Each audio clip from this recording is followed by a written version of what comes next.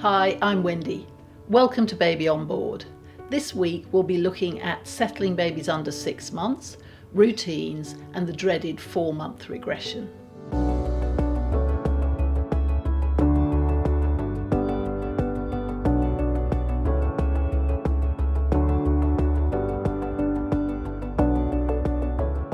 When I was a home visiting midwife to new parents, they were often upset by their new baby being active and alert at night and being very sleepy during the day.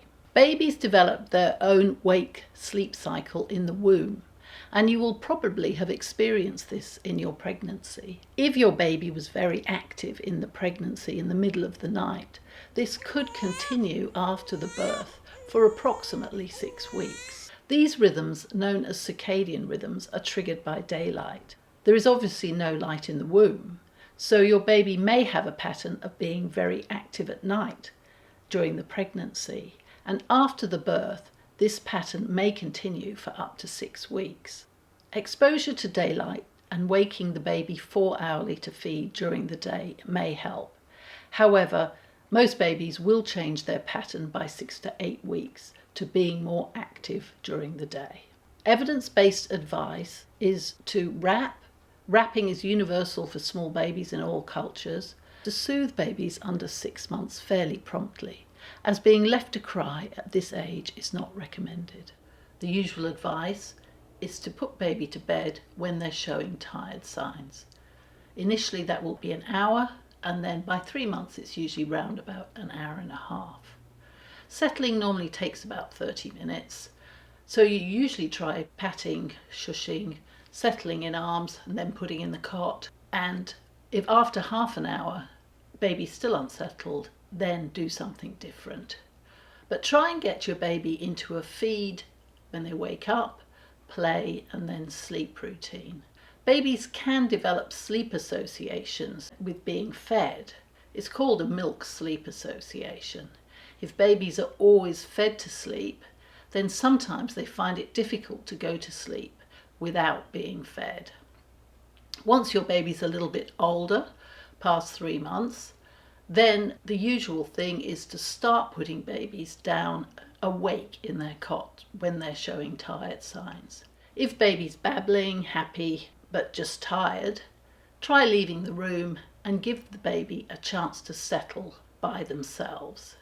It is a learnt skill, and initially they might not be very good at it, but if you persist with putting them down awake and giving them a chance to self-settle, a lot of babies start going to sleep by themselves. Let's talk about the 4-month regression.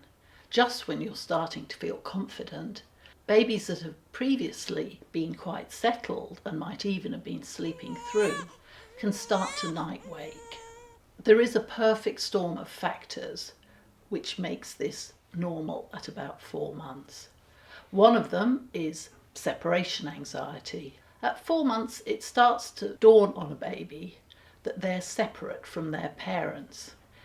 It is thought that prior to 4 to 5 months, babies think their parents are part of them. They realise they can be abandoned, and this can make them clingier and more difficult to settle. The other factor is teething. The average time for your first tooth is around about 5 months. So if your baby seems more unsettled and you notice that the gums are red, try a little bit of teething gel. This will numb the gums for around about 20 minutes and can help your baby go to sleep. The other factor is wrapping. Babies start to roll at about 4 to 5 months. And so if they've been used to being quite tightly wrapped, they can find the transition difficult. The usual advice is to leave one hand out and then gradually transition to no wrap at all. The other factor is increased food requirements. It is normal for babies' weight to plateau a little bit at about 4 months. And particularly with breastfed babies, they can just start to want to feed more frequently. This will increase your supply. The night waking doesn't usually last longer than 2 or 3 days because your supply will increase and baby will go back to being settled. If you're bottle feeding, just add a little bit more milk to the bottle if your baby is always finishing his or her bottles. Now let's talk about routines. Between 4 and 6 months, most babies have a routine that will look something like this.